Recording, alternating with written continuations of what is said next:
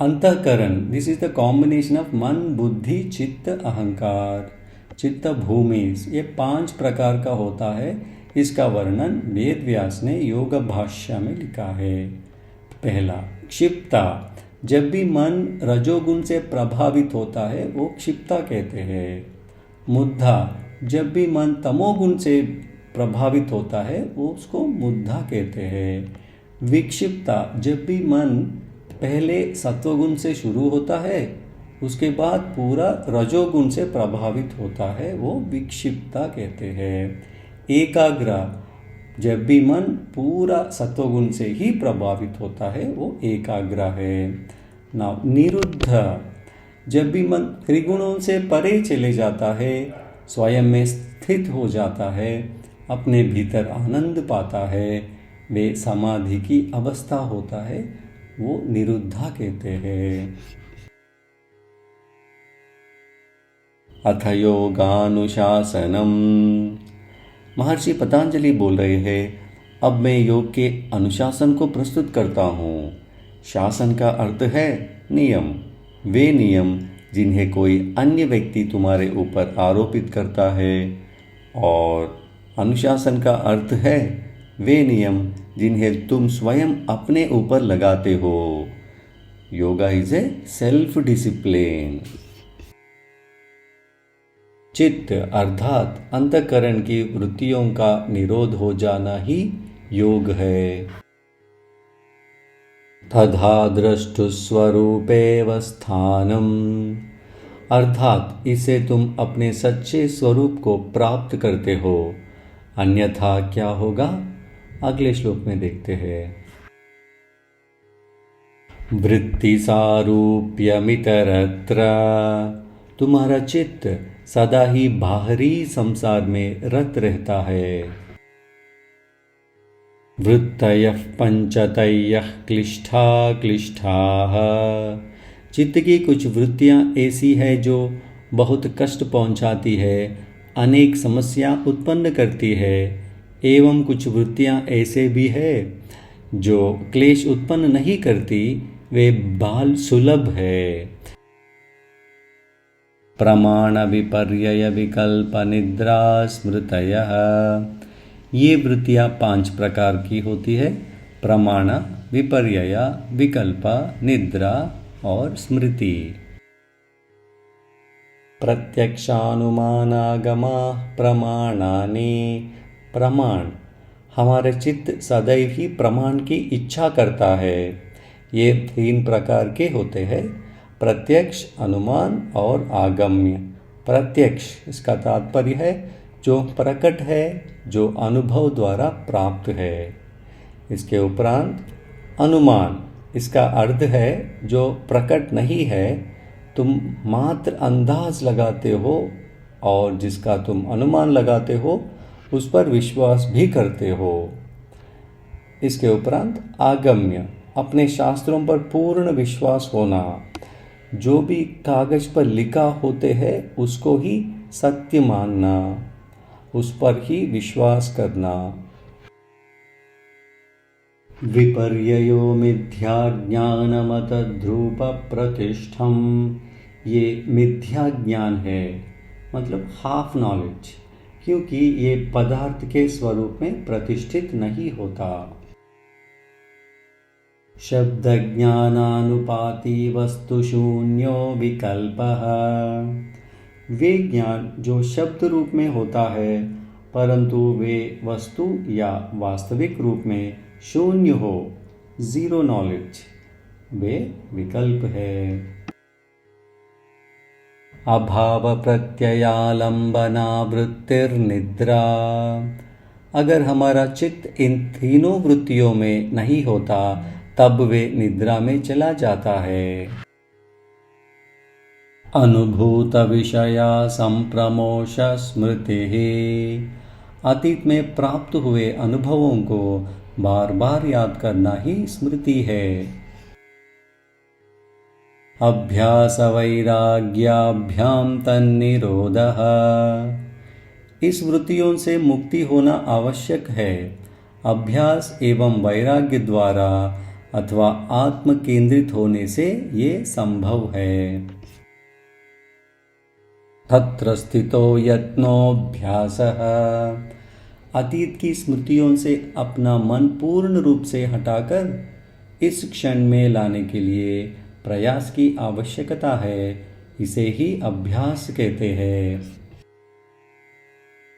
सतु दीर्घकालनैरन्तर्य सत्कारा सेवितो दृढ़भूमिः, जब आप बिना किसी रुकावट के श्रद्धा और सम्मान के साथ लंबे समय तक जारी रखते हो, वो अभ्यास का आधार बन जाता है।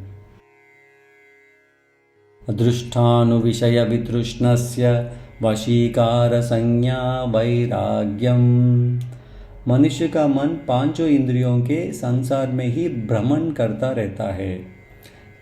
कुछ क्षणों के लिए ही इंद्रियों के रंग एवं भोग विलास की पिपासा से अपना मन हटा लेने को ही वैराग्य कहते हैं। तत्परम पुरुषख्यातेर्गुणवैतृष्ण्यम, एक बार परमानंद की अनुभूति हो जाने पर गुणों एवं संसार का भय विलुप्त हो जाने लगता है। वितर्क विचारानंदास्मितानुगमात् संप्रज्ञातः, संप्रज्ञात समाधि क्या है? इट्स ए कॉम्बिनेशन ऑफ वितर्क, विचारा, आनंद और अस्मिता। विराम प्रत्ययाभ्यास पूर्वः संस्कार शेषोण्यः, विश्राम का अभ्यास पूरी सजगता के साथ विश्रांति द्वारा ही प्राप्त होगा। इसको असंप्रज्ञात समाधि कहते हैं। इसमें स्वतः ही पुराने संस्कारों का प्रस्फुरण होने लगता है। भव प्रत्ययो विदेह प्रकृतिलयानाम, असंप्रज्ञात समाधि के अनुसार विभिन्न प्रकार के योगी होते हैं, विदेह योगी और प्रकृतिलय योगी। श्रद्धा वीर्य स्मृति समाधि प्रज्ञा पूर्वक इतरेषाम, अन्य लोग संप्रज्ञात समाधि माध्यम से विश्वास, इच्छा शक्ति, स्मृति, बुद्धि से असंप्रज्ञात समाधि को प्राप्त कर सकते हैं। तीव्र संवेगामासन्नः, आध्यात्मिक साधना को प्राथमिकता देने से उन्नति सरल हो जाती है। जिनमें तीव्र इच्छा होती है वे असंप्रज्ञात समाधि प्राप्त करते हैं। मृदुमध्यादिमात्रत्वात् ततोपि विशेषः, अर्थात मृदु माइल्ड, मध्यम मॉडरेट, तीव्र इंटेंस, पहले प्रकार के वे हैं जो कहते हैं कि वे प्रगति करना चाहते हैं। दूसरे वे हैं जो सोचते हैं कि ये उन्नति आवश्यक है। और तीसरे प्रकार के जिन्हें पूर्ण विश्वास है कि वे प्राप्त करके ही रहेंगे। ईश्वर प्रणिधानाद्वा, ईश्वर की एक निष्ठा भक्ति द्वारा भी आध्यात्मिक उन्नति संभव है।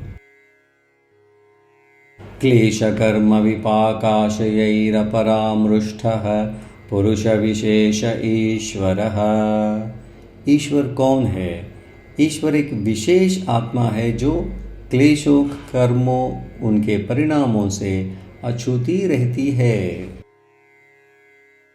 तत्र निरतिशयं सर्वज्ञ बीजम, ईश्वर में असीम सर्वज्ञता का बीज है। सपूर्वेशामपि गुरुकालेनानवच्छेदात्, समय की सीमा से परे होने के कारण वे सबसे प्राचीन गुरुओं के गुरु है। हस्य वाचक प्रणवः, ओम शब्द ही ईश्वर है। हज प्रस्तदर्थ भावनम, ओम की साधना, ओम शब्द का बार बार उच्चारण करना चाहिए और उसके अर्थ पर मनन करना चाहिए। ततः प्रत्यक्चेतनाधिकमोऽभ्यन्तराया भावश्च। उस अभ्यास से चेतना भीतर की ओर मुड़ जाती है और बाधाएं दूर हो जाती है। व्याधिस्त्यान संशय प्रमादालस्याविरति भ्रांति दर्शनालब्ध भूमिकत्वानवस्थितत्वानि चित्त विक्षेपास्तेन्तराया। योग मार्ग में बाधाएं 9 प्रकार का होता है। व्याधि, स्त्यान, संशय, प्रमाद, आलस्य, अविरति, भ्रांति दर्शन, अलब्ध भूमिका, अनवस्थितत्वा। दुःख दौर्मनस्यांगमे जयत्वश्वास प्रश्वास विक्षेप सह भुवः। दुःख दौर्मनस्य अंगमे जयत्वा श्वास प्रश्वास, ये मानसिक व्याकुलता के सहवर्ती लक्षण है। तत्र प्रतिषेधार्थमेकतत्वाभ्यासः। एकाग्रचित्त होकर अभ्यास के माध्यम से बाधाओं को हटा सकते हैं। मैत्री करुणा मुदितोपेक्षाणां सुख दुःख पुण्य पुण्य विषयाणां भावनातश्चित्त प्रसादनम। महर्षि पतंजलि ने सारे जन समुदाय को 4 श्रेणियों में विभाजित कर दिया है। वे प्रसन्न जन, अप्रसन्न जन, पुण्यात्मा जन, पाप कर्म में आसक्त जन। प्रसन्नचित्त रहने वाले लोगों के साथ मित्रता रखनी चाहिए। अप्रसन्न रहने वालों से मित्रता करने पर तुम स्वयं भी दुखी रहोगे। उनसे मित्रता नहीं बल्कि उनके प्रति करुणा रखना चाहिए।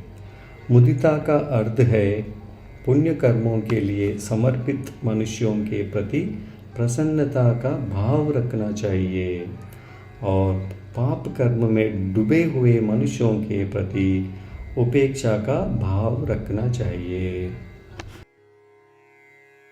प्रच्छर्दन विधारणाभ्यां वा प्राणस्य। सांस की स्वाभाविक लय को अलग अलग गति में रोकना। विषयवती वा प्रवृत्तिरुत्पन्ना मनस स्थिति निबंधिनी।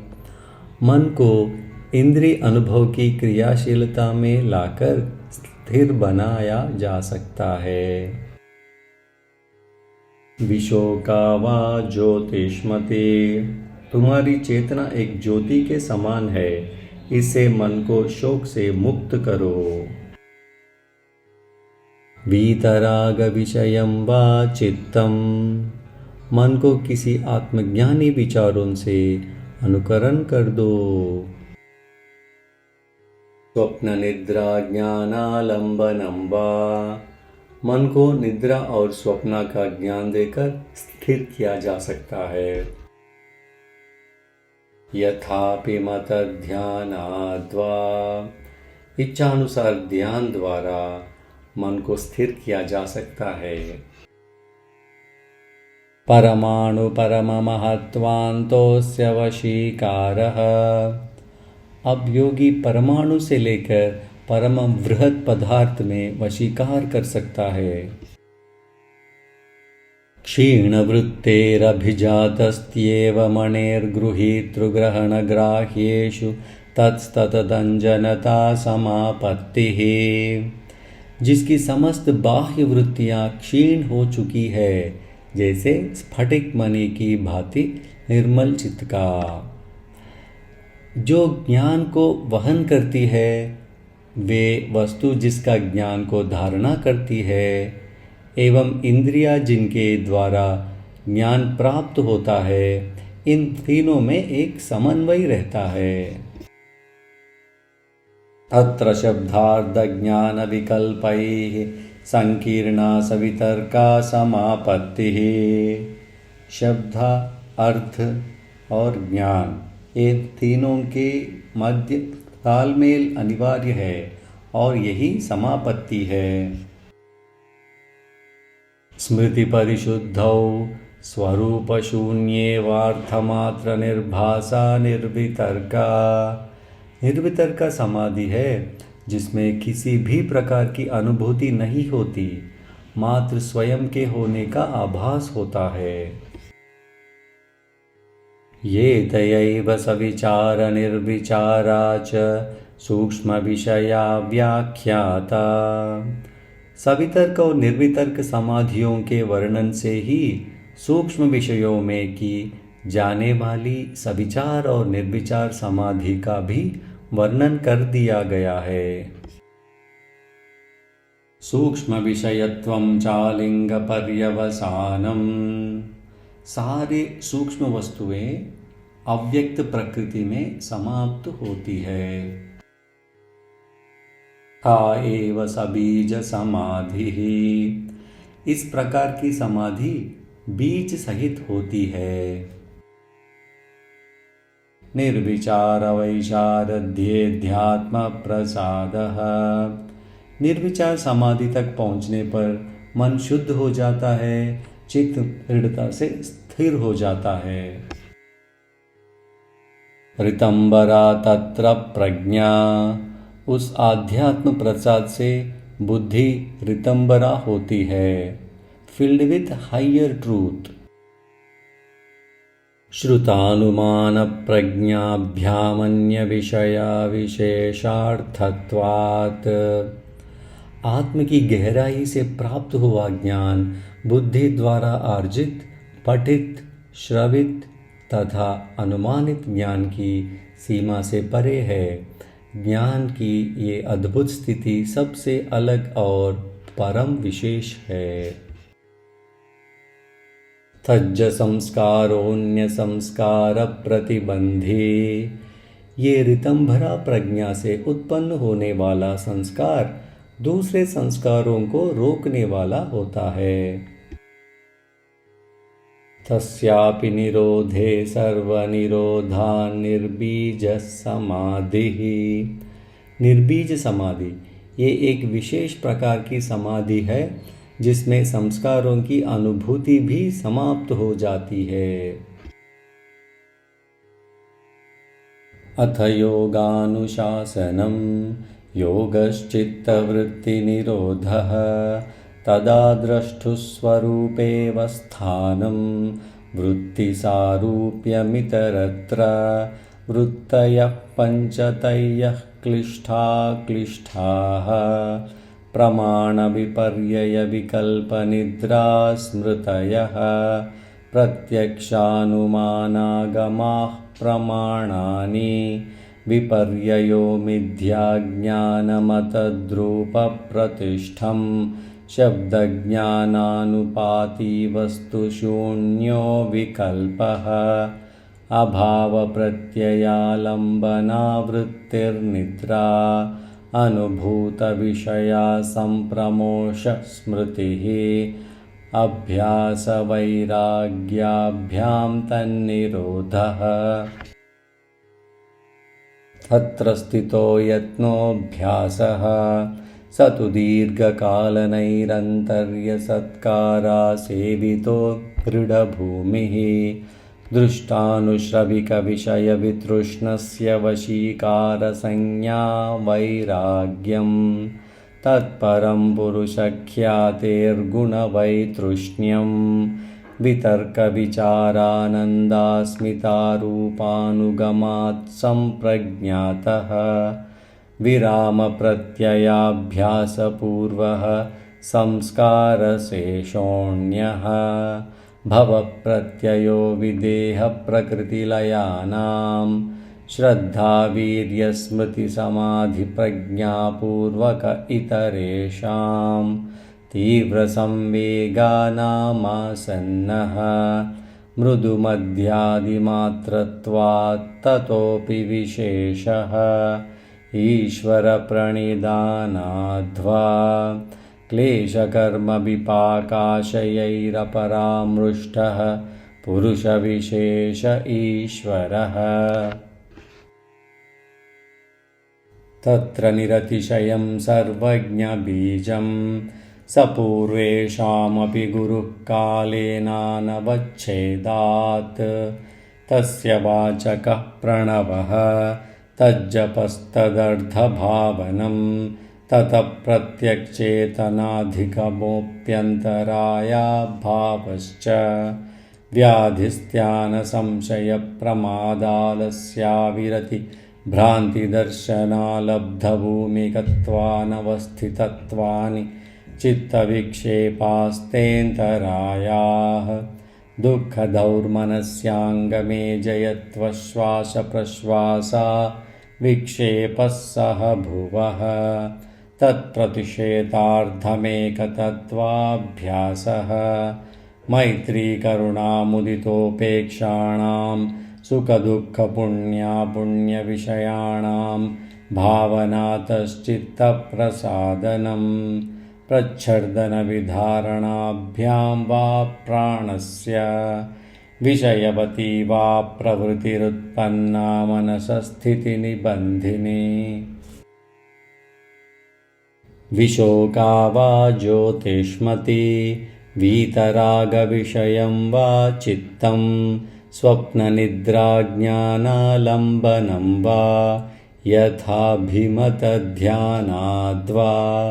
परमाणुपरममहत्त्वान्तोऽस्य वशीकारः क्षीणवृत्तेरभिजातस्येव मणेर्गृहीतृग्रहणग्राह्येषु तत्स्थतदञ्जनता समापत्तिः तत्र शब्दार्धज्ञानविकल्पैः सङ्कीर्णा सवितर्का समापत्तिः स्मृतिपरिशुद्धौ स्वरूपशून्येवार्थमात्रनिर्भासा निर्वितर्का एतयैव सविचारा निर्विचारा च सूक्ष्मविषया व्याख्याता सूक्ष्मविषयत्वं चालिङ्गपर्यवसानं ता एव सबीजसमाधिः निर्विचारवैशारध्येध्यात्मप्रसादः ऋतम्बरा तत्र प्रज्ञा श्रुतानुमानप्रज्ञाभ्यामन्यविषया विशेषार्धत्वात् तज्जः संस्कारोऽन्यसंस्कारप्रतिबन्धी तस्यापि निरोधे सर्वनिरोधान्निर्बीज समाधिः इति पतञ्जलिविरचिते योगसूत्रे प्रथमः समाधिपादः।